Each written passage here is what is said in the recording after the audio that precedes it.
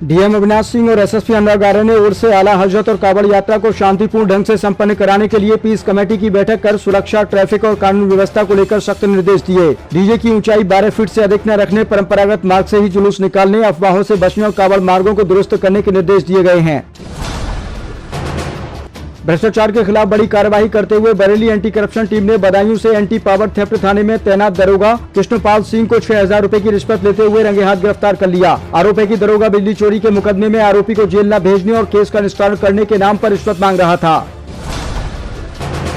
Bareilly police ने संगठित अपराध और नशा तस्करी के खिलाफ एक ही दिन में 2 बड़े एक्शन लिए। ऑपरेशन दहन के तहत 907 मामलों में जब्त 5914.690 किलोग्राम मादक पदार्थों का बहिष्करण किया गया, जिनकी अंतर्राष्ट्रीय बाजार में अनुमानित कीमत 198.63 करोड़ रुपए बताई गई। वहीं एसएसपी अनुराग आर्य ने कानून व्यवस्था को और मजबूत करने के लिए सीबीगंज, सिरौली, बिशारतगंज और महिला थाना समेत 4 थाना प्रभारियों के तबादले किए।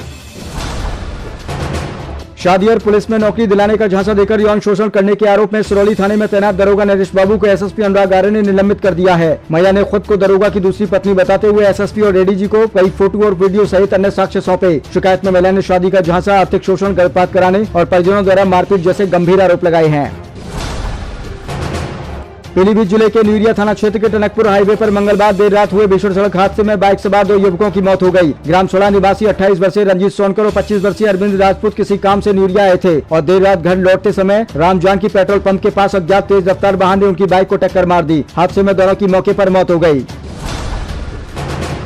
समाजवादी पार्टी के वरिष्ठ नेता आजम खान की जौहर यूनिवर्सिटी फायर सेफ्टी मानकों को लेकर फिर जांच के घेरे में आ गई है। अग्निशमन विभाग ने यूनिवर्सिटी के 22 भवनों में फायर सुरक्षा नियमों में खामियां मिलने पर 7 दिन के भीतर भवनों के दस्तावेज और आवश्यक अभिलेख प्रस्तुत करने का नोटिस जारी किया है। जांच में कई भवनों में अग्निशमन उपकरण, आपातकालीन निकास, हॉज व्हील सिस्टम और अन्य सुरक्षा व्यवस्थाएं निर्धारित मानकों के अनुरूप नहीं मिली।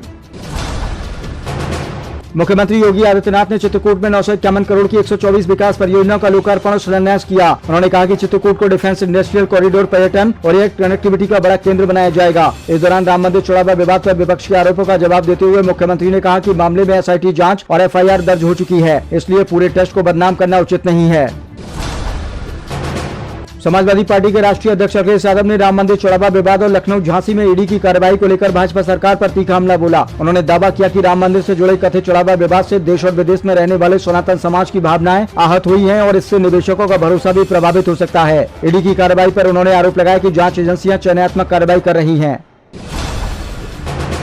लगातार हो रही बारिश के बीच आगरा और दिल्ली में 2 बड़े हादसे सामने आए हैं। आगरा के सुभाष बाजार में एक दुकान भरभरा कर गिर गई, जिसमें करीब 5 लोगों के मलबे में दबने की आशंका है। पुलिस और राहत दल मौके पर रेस्क्यू ऑपरेशन चला रहे। वहीं दिल्ली के रोहिणी सेक्टर 16 में एक निर्माणाधीन 3 मंजिला मकान ढह गया। सूचना मिलते ही दमकल और पुलिस और एनडीआरएफ की टीमें मौके पर पहुंची। अब तक 2 लोगों को सुरक्षित बाहर निकाल लिया गया है।